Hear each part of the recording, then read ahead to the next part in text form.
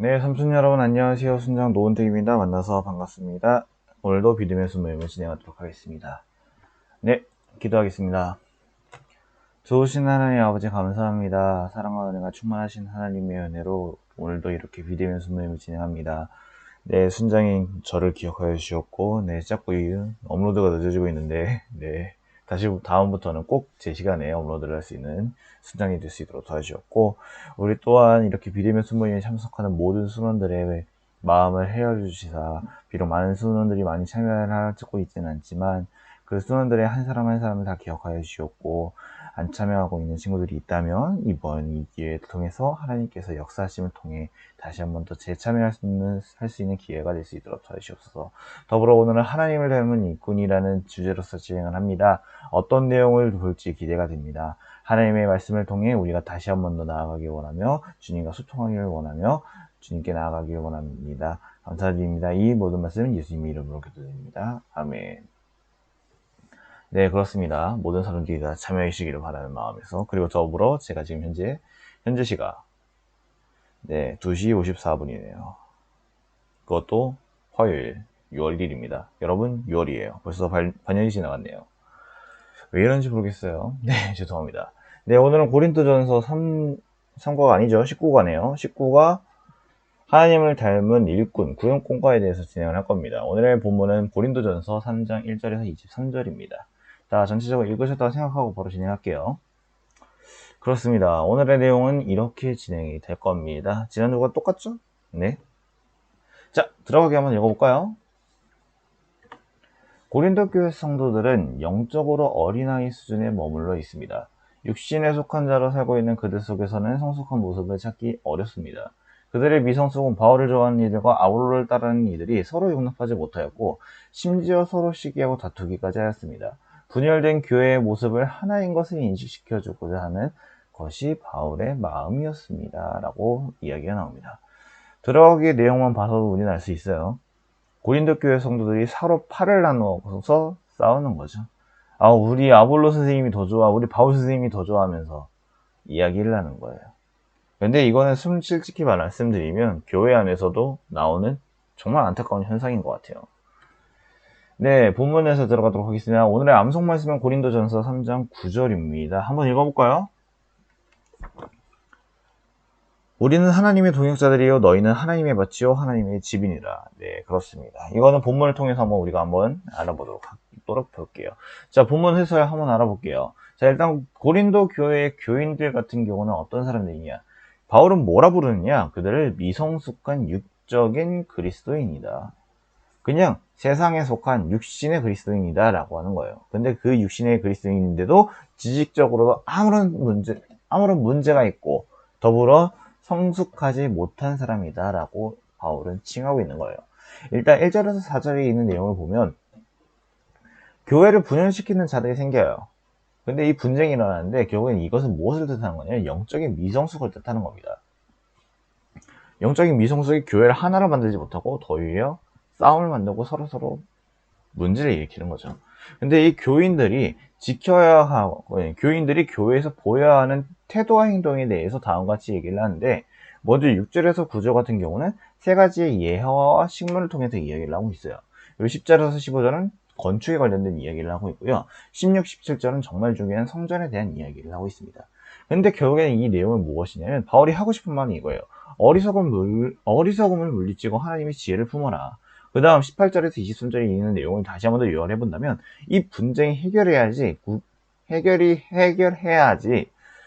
말이 꼬이네요. 예수 그리스도 안에서 하나가 될 수 있다는 걸 바울은 말하고 싶은 거예요. 즉 지금 현재 하고 있는 싸움은 무의미하다라는 것은 바울은 이렇게 역으로 하고 있는 겁니다. 맞습니다. 무의미한 싸움이죠. 자, 이제 한번 그럼 문제풀이를 한번 진행해 보도록 할게요. 자, 1번입니다. 영에 속하지 않고 육신에 속한 자들에게 보이는 두 가지의 모습은 무엇이었습니까? 자, 3절에서 7절, 아마 본문에 3절만 읽으라고 되어 있을 거예요. 한번 7절까지 한번 다 읽어볼게요. 너희는 아직도 육신에 속한 자로다. 너희 가운데 시기와 분쟁이 있으니 어찌 육신에 속하여 사람을 따라 행함이 아니리요. 어떤 이는 말하되 나는 바울에게라 하고 다른 이는 나는 아볼로에게라 하니 너희가 육의 사람이 아니리요. 그런즉 아볼로는 무엇이며 바울은 무엇이냐? 그들은 주께서 각각 주신 대로 너희로 하여금 믿게 한 사역자들이니라. 나는 씨먹고 아볼로는 물을 주었으되 오직 하나님께서 자라게 하셨나니 그런즉 심는 이나 물을 주는 이는 아무것도 아니로되 오직 자라게 하시는 이는 하나님뿐이시로다 라고 되어 있어요. 두 가지의 모습은 무엇이다? 바로 시기와 분쟁이었다라는 거예요. 정말 어이없어요. 교회 안에서 서로를 사랑해야 되는데 오히려 팔을 나눠서 싸우는 것도. 자, 고린도 교회 같은 경우는 고린도 교인 같은 경우는 어떤 사람들이냐? 아까 말씀드렸죠. 육신에 속한 그리스도인이었다. 세상에 제대로 빠져있는 사람들이었어요. 이 육신에 속한 사람 것은 무엇이냐면 그냥 말 그대로 죄에 빠져있는 사람들이라는 거예요. 근데 이 사도 바울은 질책했어요. 그 이유는 시기와 분쟁과 분열이 존재했기 때문이에요. 고린도 교회는 정말 시끄러웠어요. 근데 고린도 교회의 분쟁의 원인은 무엇이었냐면 바로 교회 지도자들에 의해서 생긴 거였어요. 그들이 잘못한 게 아니라 교회 지도자들이 누구였냐면 바울과 아볼로였는데 이 바울과 아볼로를 따르는 사람들이 생기는 거예요. 즉 무엇이냐, 이 따르는 것은 무엇이냐, 잘못된 태도에서 비롯된다는 거예요. 아, 나는 아볼로 선생님보다 바울 선생님의 말씀이 더 좋아. 아, 야, 무슨 시대 구차적인 생각을 하고 있냐, 바울 선생님보다는 아볼로 선생님이지 라는 식으로서 진행된 거죠. 근데 왜 이렇게 파가 생기게 됐냐면 바울은 교회를 개척한 사람이에요. 고린도 교회라는 교회를 만든 사람이죠. 그리고 아볼로는 누구냐면 그 교회 안에서 말씀을 지도하는 사람인 거죠. 즉 교회를 만든 사람을 따를 것이냐 아니면 교회 안에서 말씀을 가르치는 사람을 따를 것이냐라고 이야기를 한 거죠. 이 이야기가 21절에서 23절에 나옵니다. 그에 대한 증거예요. 한번 읽어볼게요. 그런즉 누구든지 사람을 자랑하지 말라. 만물이 다 너희 것임이라. 바울이나 아볼로나 게바나 세계나 생명이나 사망이나 지금 것이나 장래 것이나 다 너희 것이요 너희는 그리스도의 것이요 그리스도는 하나님의 것이다 라고 돼 있어요. 자, 다 어차피 너희 거다. 사람을 자랑하지 말고 만물이 다 너희 거야. 아니, 바울이나 아볼로나 게바나 세계나 바울이나 아볼로 말고 두 명이 더 있었나 봐요. 근데 심지어 사망이나 생명이나 지은 것이나 장래나 것이나 다 우리가 모두 것이다. 근데 중요한 건 무엇이냐? 너희는 그리스도 것이고 그리스도는 하나님의 것이야. 그걸 가라야 돼. 즉 여기서 하고 싶은 말은 무엇이? 다 하나라는 걸 이야기를 하고 싶었다는 거예요. 즉 바울은 제일 중요한 것이 무엇이냐면 하나님의 일꾼인 바울과 아볼로, 하나님보다 더 우선할 수 없다는 거예요. 그들도 역시 하나님을 우선하고 있는데 왜 너희들은 하나님이 아니라 하나님이 아니라 아볼로를 우선하고 있냐, 이렇게 말을 한 거죠. 여기서 중요한 것은 무엇이냐? 구원이다라는 거예요. 구원은 하나님의 일을 뜻하는 거죠. 근데 하나님께서 하지 않으시면 우리는 한 영혼도 구원할 수가 없어요. 그리고 또한 한 영혼도 성장시킬 수가 없습니다. 네, 개인의 구원과 성장, 더불어 교회의 설립과 성장은 오직 하나님의 은혜로만 가능하다는 걸 이야기를 할 수 있는 거예요. 즉 바울이 고린도 교회를 설립할 수 있었던 이유도, 그리고 더불어 바울이 세운 교회 안에서 아볼로가 하나님의 말씀을 전할 수 있었던 것도 모두 다 하나님의 은혜로서만 가능했다는 걸 이야기를 하고 있었다는 겁니다. 2번입니다. 고린도 교회 교인들은 하나님의 받침과 동시에 하나님의 집입니다. 그리고 바울같이 무엇이라고 말을 합니까? 9절 한번 읽어볼게요. 우리는 하나님의 동역자들이요 너희의 바치고 하나님의 집이니라. 네, 참, 제 마음대로 읽네요. 물론 여러분들께서 성경을 같이 갖고 계셔서 읽으실 거라는 가정하에 있습니다. 없으시면 스탑 버튼 누르시고 지금 당장 성경을 갖고 고린도전서 3장을 피세요. 네, 자, 정답으로 돌아가면 바울은 무엇이라고 말하죠? 하나님의 동역자라고 말을 합니다. 그렇습니다. 바울이나 고린도 교회 모두 다 포함해서 하나님의 동역자다. 너나 할 것이 없이 계급이 없다라는 걸 이야기를 하고 있는 거예요. 하나님의 동역자들은 일꾼인데 또 이 두 가지를 뜻 수 있어요. 원어적으로 해석을 한다면 첫 번째, 하나님과 함께 수고하는 자들, 일하는 자들이라는 것을 뜻하고 있고요. 두 번째, 하나님을 섬기는 데 있어서 서로 협력하는 사람들을 뜻하는 겁니다. 근데 여기서 교인들은 하나님의 받침과 동시에 하나님의 집이다라고 이야기를 한 거예요. 근데 모두 다 하나님의를 통해서 총 3번이 반복됐어요. 이것을 뜻하는 것은 무엇이냐면 고린도 교회의 성도는 하나님의 라는 뜻이니까 하나님의 소유격, 즉 소유된 자들을 뜻하는 거예요.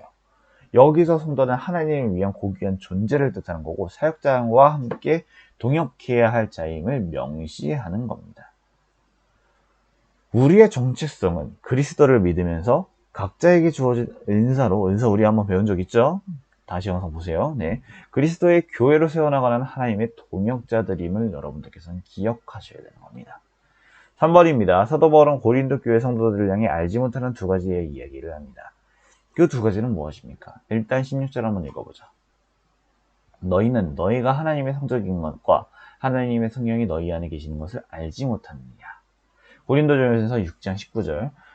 너희 몸은 너희가 하나님께로부터 받은 바 너희 가운데 성령의 전인 줄을 알지 못하느냐. 너희는 너희 자신의 것이 아니라 라고 되어 있어요. 두 가지가 나오죠. 첫 번째 하나님의 성전인 것이 나오고, 두 번째 하나님의 성령이 너희 안에 계시는 것을 다 알고 있다는 사실이 나온 거죠. 자, 예수님을 믿고 구원받은 성도들은 모두 다 하나님의 성전이에요. 우리 몸 하나가 성전이고요. 우리가 모인 그 교회 자체도 성전이 되는 겁니다.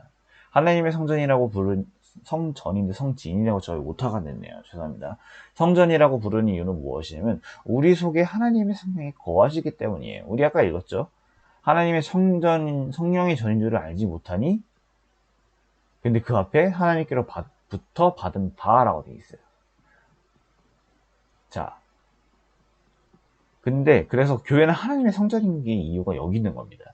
그래서 성령은 성도 개개인에게도 계시고요. 우리의 모임인 교회 가운데서 있어요. 그러나 네 번째 사항, 설명 부분의 네 번째 사항 볼게요. 성령이 내주하심에도 불구하고 성도로서 행할 도리를 하지 않는다. 자, 여러분들 가끔씩 그리스도 안에서 그리스도인들 가운데서 죄를 짓는 사람이 있어요. 왜 저래? 시기와 질투를 만드는 사람이 있어. 미움을 만드는 사람이 있어. 왜 그럴까? 성령을 회방하는 죄와 같다는 거예요. 즉 그 사람에게는 성령이 없다라는 겁니다. 오히려 그를 방해하는 거나 마찬가지인 거죠. 자, 유명한 성경학자 칼빈은 이렇게 말을 했습니다. 하나님의 성전된 성도로서 고귀한 신분과 탁월한 명예를 분야를 이루어 한낱 지도자를 섬기는 방향으로 바꿔가는 것은 성전 모독과 같다 라는 거예요. 지금 현재 고린도 상황과 똑같다는 거죠. 고린도 교회 성도들은 아볼로파, 바울파, 세 개였나요? 여러 사람이 있었죠. 다른 사람들 파를 만들어서 교회를 나눠 가지려고 있었어요. 근데 이러면 될까요? 안 될까요? 근데 이 칼빈은 안 되는 거 알고 있으면서 칼빈은 이렇게 설명했다는 거예요. 한낱 성전 모독과 같다는 거예요. 지도자를 섬기는 방향, 분파를 만들어서 분열하여서 한낱 지도자를 섬기는 것. 우리는 바울 말씀만 들을 거야. 아볼로 말씀만 들을 거야. 이거는 하나님을 모독하는 거와 똑같다는 거예요. 성령을 내주하시는 성도로서, 성전으로서 본분을 다하고 교회를 훼손시키는 일을 행할 때에는 하나님께서 그를 분명히 심판하실 거예요. 그래서 우리는 절대로 교회 안에서 분파를 만든다거나 분열을 이루어서는 절대 안 되는 겁니다. 근데 가끔씩 교회 안에서 이렇게 많이들 발생해요. 이건 정말 안타까운 사실이에요. 저는 실제 제가 이전에 교회 관련된 교육원에서 일을 했었는데 그 교회 교육원을 홍보하는 일을 제가 한번 했었어요. 그래서 홍보하는 일을 했었는데 그거 아세요? 교회 사이트 내에서 자유 게시판이라 해가지고 자유적으로 게시판 글을 올리는 데가 있어요. 근데 아직도 기억나는 게 뭐냐면 제가 한 경기도의 어느 한 교회에 클릭을 했었는데 그 교회 사이트의 슬로건이 이렇게 갑자기 딱 이렇게 뜨는 거예요. 땡땡땡땡 교회는 두 가지의 교회로 나뉘게 됩니다. 그래서 한 경기도였으니까 한 남양주시 어디로 하나 간다고 했었고 화성시 어디 하나로 이쪽으로 이전한다라는 이야기를 했었던 것 같아요. 그 기억이 갑자기 나는 거예요. 그 기억을 하다 보니까 근데 이유를 제가 클릭해서 보니까 교인들의 협의 끝에라고 돼 있었어요. 그럼 무엇이냐면 결국에는 그 교인들의 협의 끝에서 뭐냐면 교인들끼리 이야기를 해서 그냥 이 교회를 두 가지의 지파로 나눴다라는 소리가 되는 거거든요. 그 교회가 너무 생각이 나요. 즉 근데 그 교회는 하나님께서 올바른 교회라고 생각하실까요? 그들이 정말 올바른 교회일까요? 그건 아니라고 저는 생각합니다, 여러분. 자, 4번으로 넘어가도록 하겠습니다. 우리가 하나님의 성전이라면 우리는 성전으로서 어떻게 살아가야 할까요? 17절입니다. 누구든지 하나님의 성전을 더럽히면 그 하나님이 그 사람을 멸하시니라. 하나님의 성전은 거룩하니 너희로 그러하리라. 하나님의 성전이 거룩하듯 성도도 마땅히 거룩하게 살아야 된다라고 이야기를 하는 겁니다. 하나님께서 임재하셨던으로 됐네. 줄여버렸네요, 제가. 자, 이전에 예루살렘은 하나님께서 임재하셨어요, 실질적으로. 근데 그 성전처럼 그 성전은 정말 거룩했죠. 그 성전처럼 우리도 거룩해야 되는 겁니다. 거룩이라는 것은 하기오스라는 단어인데, 이 하기오스라는 성격을 다시 한번 더 해설해 본다면, 성별된, 구별된, 하나님이 속한이라는 뜻을 가지고 있어요. 즉 하나님의 속성 이야기를 하는 거죠. 근데 성전이 거룩할 수 있는 이유는 무엇이냐면, 세상과 구별되어 있는 거죠. 세상은 악이 판치는 동네예요. 근데 유일하게 깨끗한 지역을 고르라고 한다면 그것이 어디냐? 바로 성전이 되는 거죠. 즉 하나님께서 계시는 곳이기 때문에 하나님께 속한 동네이다 라고 우리는 이야기할 수 있는 겁니다. 하나님의 형상으로 지음받아 구별된 성도와 그들의 모임인 교회가 거룩해야 한다는 사실은 당연한 겁니다, 여러분. 자, 17절의 하반부에 보시면 너희도 그러하니라 라고 이렇게 되어 있는 거잖아요. 이것을 문자적으로 재해석을 한다면 이렇게 해석할 수 있어요. 그것이 바로 너희들이다 라고 이야기를 할 수 있는 거죠. 즉 너희가 바로 하나님의 거룩한 하나님의 성전이야 라고 이야기할 수 있는 거죠. 그래서 우리가 세상과 구별되게 살아야 되는 이유가 여기 있는 거고요. 우리가 올바르게 살아야 되는 이유가 여기 있는 겁니다. 자, 그럼 결국에는 어떻게 이야기를 했냐면 바울은 목놓아 외쳤어요. 그러면서 성도로서의 영광스러운 본질을 망각하고 육체에 끌려 사는 고린도 교인들을 향해서 안타까운 심정을 절절하게 이야기를 하고 있었다는 거예요. 우리 이렇게 살면 안 돼요, 여러분. 그렇게 살면 안 돼요, 여러분. 우린 서로서로 사랑해야 되고 서로서로 존중해야 되는 게 맞는 거잖아요, 여러분. 이렇게 이야기를 했다는 거예요. 근데 그들의 삶은 그렇지 않았다는 게 저는 안타까운 사실이었습니다. 자, 이렇게 해서 벌써 문제가 모두 마무리가 되었습니다. 4번 진행하도록 하겠습니다. 우리 한번 생각해보는 시간을 가져봐요. 우리가 흔히 부모와 자녀가 붕어빵이라고 하는데 그것은 자신의 생김새나 말투, 태도가 부모와 닮은 것을 보고 말합니다. 그것은 태어나서 부모를 보고 배우기 전에 부모로부터 물려받은 부모의 DNA가 발현되어 있기 때문입니다. 바로 우리 안에 부모의 DNA가 있기 때문에 DNA가 발현되어 닮게 되는 것입니다. 이처럼 우리 안에 하나님의 씨가 있었다는 사실은 바로 하나님의 DNA가 우리 안에 있다는 것이고, 우리가 그분의 형상으로 변화된다는 것은 지금 우리가 스스로 예수님을 닮아가야 한다는 뜻이 아니라 하나님의 DNA가 발현되어야 한다는 의미입니다 라고 하는 거죠. 자, 우리가 하나님께 닮아가는 것도 맞긴 하지만 그 이전에 우리는 선택받은 그리스도인으로서 하나님의 DNA가 먼저 발현돼야 된다. 하나님의 사람으로서 먼저 드러내야 된다는 걸 우리는 이야기를 해보는 거죠. 적용하게 진행해 보도록 할게요. 우리는 하나님의 성전이죠. 성전을 더럽히지 않기 위해서는 어떤 삶을 살아야 할까요? 내 안에 사시는 성령님을 기억하여 보시길 바라고요. 거룩의 의무를 중심으로 성령으로서의 세상으로부터 가장 영향받거나 미혹되기 쉬운 것들 한번 생각해 보시길 바랄게요. 자, 두 번째, 하나님의 성전은 거룩하니 너희도 그러하니라. 그렇다면 거룩을 나타내기 위해서는 어떻게 해야 될까요? 하나님의 속성인 거룩의 DNA를 내 안에서 발현시키기 위해서는 무엇보다도 사도 바울은 디모데전서 4장 5절에서 이렇게 나와 있다고 합니다. 하나님의 말씀과 기도로 거룩하여짐이다 라고 교훈한 바가 있다 라고 했습니다. 이 중심으로 우리가 한번 생각해 보기를 바랄게요. 자, 이렇게 해서 모든 발표된다. 네, 순모임이 마무리가 되었습니다. 두 가지를 우리 한번 나눠보기를 바랄게요. 하나님의 동역자들이라는 말을 들으면 어떤 생각이 드시나요? 자, 봉사하는 부서가 분열되어진 적이 있었나요? 왜 분열되었습니까? 라고 이야기를 했습니다. 네, 저는 봉사하는 부서가 아니라 약간 제 친구하고 분열된 사건이 최근에 있었는데 제가 잘못하기도 했어요. 저도 사람이다 보니까 관계에 있어서 제가 약간 잘못하기도 했었는데 그 순간에 제가 기도를 먼저 했었다는 생각이 저 먼저 들었으면 그 상황은 발생되지 않았겠다라는 생각이 드는 거죠. 지금 현재 육에서는 그리스도인 고린도 교회와 별반 다를 게 없다는 모습을 저는 약간 좀 이야기를 나누고 싶습니다. 네, 여러분 감사합니다. 이렇게 해서 모든 비대면 순모임의 마무리 되었습니다. 기도하겠습니다. 사랑이 많으신 하나님 아버지 감사합니다. 오늘도 이렇게 19가 맞나요? 하나님을 닮은 일꾼, 네 맞습니다.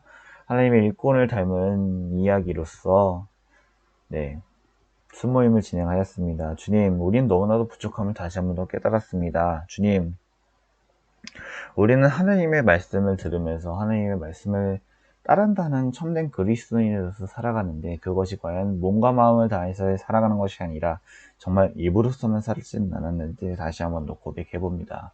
주님, 더불어 우리는 세상 속에 살고 있는 이 그리스도인, 정말 고린도 교회 교인들처럼 누군가를 더 따르고 누군가를 더 이야기를 하고 누군가를 더 좋아하고 누군가를 더 향해 더 선동하고 그런 모습을 보이지는 않았을런지요.